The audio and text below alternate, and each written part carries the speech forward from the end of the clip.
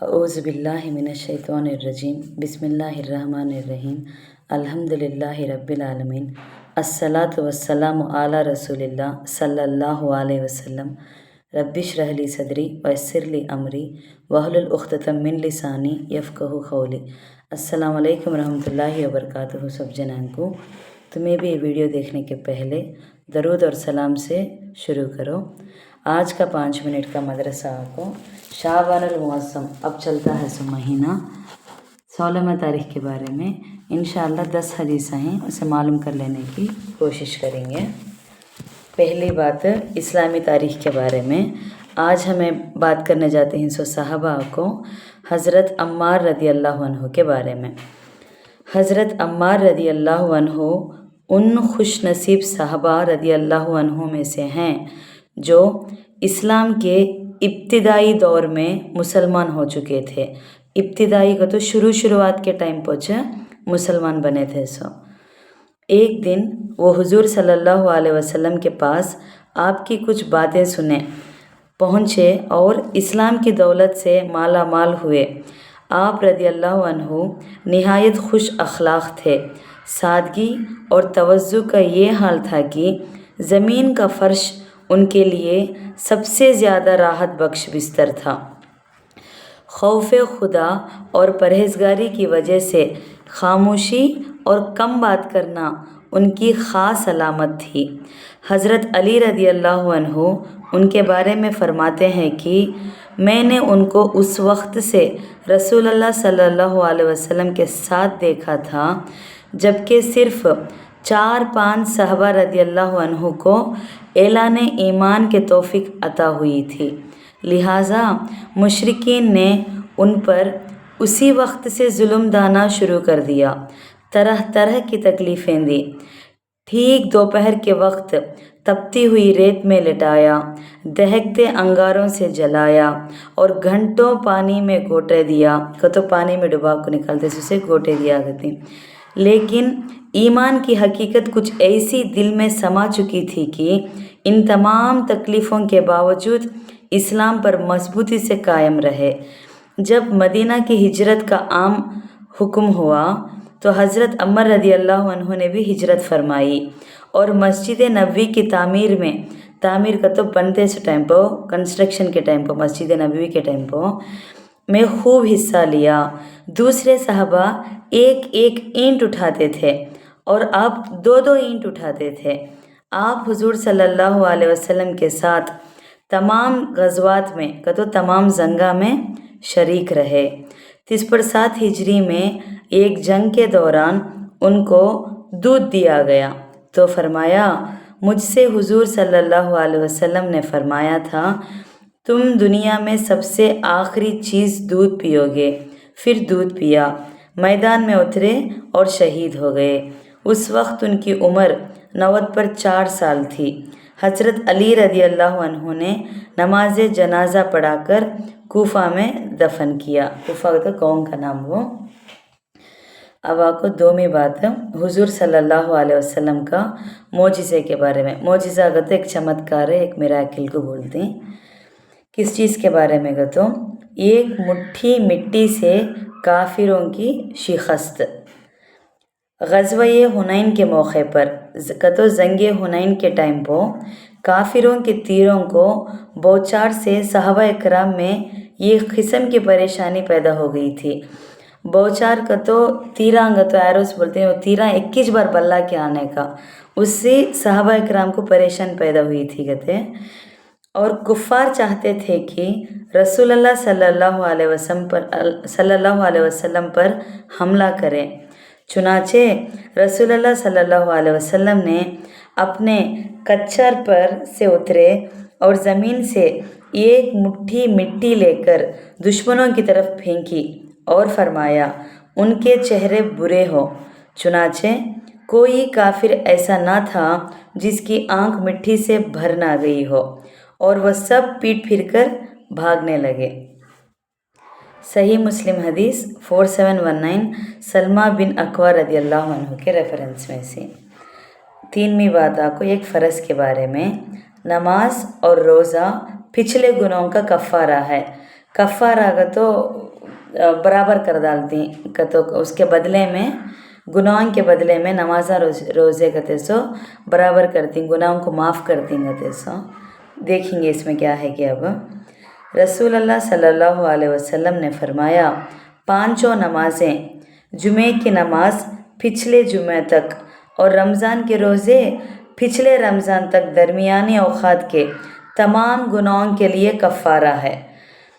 5 नमाज़ें का तो हमें फ़जर को पढ़ते सो नमाज और असर को पढ़ते सो नेक्स्ट की नमाज के बीच में जो भी छोटे गुनेह हती का तो सगीरा गुनेह हती नहीं, वो गुनेह ज़ोहर में माफ़ होते, फिर ज़ोहर से असर के दरमियान के बीच में हते सो असर में माफ़ होती, असर से मगरिब के बीच में करे सो छोटे गुनेह मगरिब में माफ़ होती।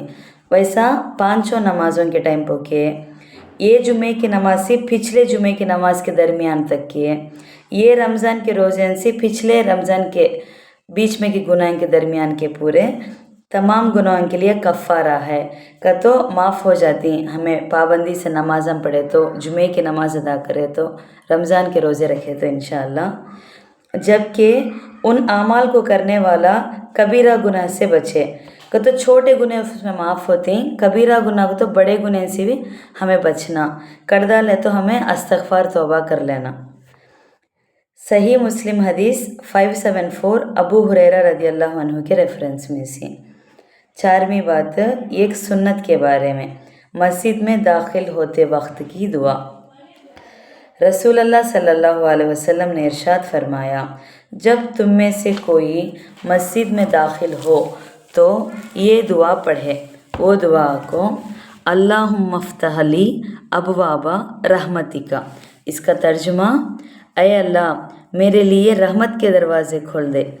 सही मुस्लिम हदीस 1685 अबू हुमैद रज़ियल्लाहु अन्हु और अबू उसैद रज़ियल्लाहु अन्हु के रेफरेंस में से। 5वीं बात, एक अहम अमल की फ़जीलत, बाजमात नमाज का सवाब। रसूल अल्लाह सल्लल्लाहु अलैहि वसल्लम ने फरमाया, जमात की नमाज तन्हा नमाज पढ़ने के मुकाबले 20% दर्जा अफजल है। सही मुस्लिम हदीस 1509 इब्ने उमर रज़ियल्लाहु अन्हु के रेफरेंस में से।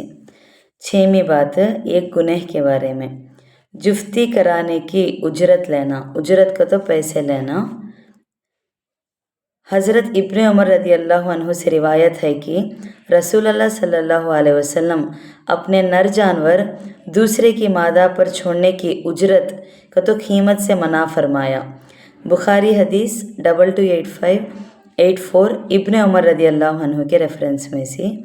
इसमें फ़ायदा क्या कहता हूँ, नर जानवर के ज़रिए मादा जानवर को हामिला करने को जुफ्ती कहते हैं। इस काम की नर जानवर का मालिक मादा जानवर के मालिक से कीमत लेता है। इस कीमत को रसूल अल्लाह सल्लल्लाहु अलैहि वसल्लम ने लेने से मना फरमाया। 7वीं बात, दुनिया के बारे में, अगर तुम दुनिया के मुतालिक जान जाओ।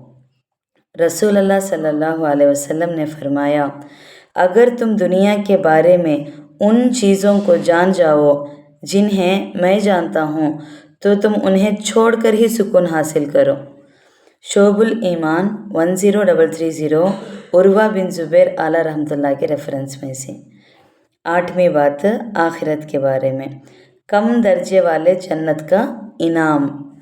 रसूल अल्लाह सल्लल्लाहु अलैहि वसल्लम ने फरमाया, अदना दर्जे का जन्नती वो होगा, अदना का तो कम दर्जे का, जन्नती वो होगा जिसके 1000 महल होंगे, हर 2 महलों के दरमियान 1 साल के बराबर चलने का फासला होगा। ये जन्नती डोर के महलों को उसी तरह देखेगा जिस तरह करीब के महलों को देखेगा। हर एक महल में खूबसूरत गहरी सियाह आँखों वाली हूर होंगी और उम्दा बाग और ख़िदमत के लिए लड़के होंगे। जिस चीज़ की भी वो तलब करेंगे उसको पेश कर दी जाएगी। तरगीब और तहरीब 5638 इब्ने उमर रज़ियल्लाहु अन्हु के रेफरेंस में से। 9वीं बात, तिब्बे नबवी से इलाज, सन्नूद से इलाज का तो क्या देखेंगे। रसूल अल्लाह सल्लल्लाहु अलैहि वसल्लम ने फरमाया, ثنا اور سنوت استعمال کیا کرو، اس لیے کہ ان دونوں میں سوائے موت کے ہر بیماری سے شفا ہے۔ ابن ماجہ 3457 ابن حزام رضی اللہ عنہ کے ریفرنس میں سے۔ اس میں فائدہ کیا ہے گا تو سنوت وہ شہد ہے جو گھی کے مشک میں رکھا گیا ہو، اور ثنا ایک خود اگنے والی جھاڑ ہے جو دستاور یعنی جلاب لانے والی ہے۔ 10ویں بات، نبی صلی اللہ علیہ وسلم کے نصیحت کے بارے میں۔ 3 شخص اللہ کی ذمہ داری میں ہیں۔ کون وہ 3 شخص اللہ کی ذمہ داری لیتے سو دیکھیں گے۔ رسول اللہ صلی اللہ علیہ وسلم نے فرمایا 3 شخص ایسے ہیں جو اللہ تعالیٰ کی ذمہ داری میں ہیں، اگر زندہ ہیں تو انہیں روزی دی جائے گی اور ان کے کاموں میں مدد کی جائے گی، اور اگر انہیں موت آ گئی تو اللہ تعالیٰ انہیں جنت میں داخل فرمائیں گے۔ وہ تینوں کون گا تو وہ جو اپنے گھر میں سلام کر کے داخل ہو، 2 میں وہ جو مسجد جائے، 3 میں وہ جو اللہ تعالیٰ کے راستے میں نکلے۔ صحیح ابن حبان 499 ابو امامہ رضی اللہ عنہ کے ریفرنس میں سے۔ الحمدللہ آج کا 5 منٹ کا مدرسہ 16 شعبان المعظم کے بارے میں ہمیں بات کر لیے۔ انشاءاللہ کل 17 شعبان المعظم کے بارے میں بات کریں گے۔ السلام علیکم ورحمۃ اللہ وبرکاتہ۔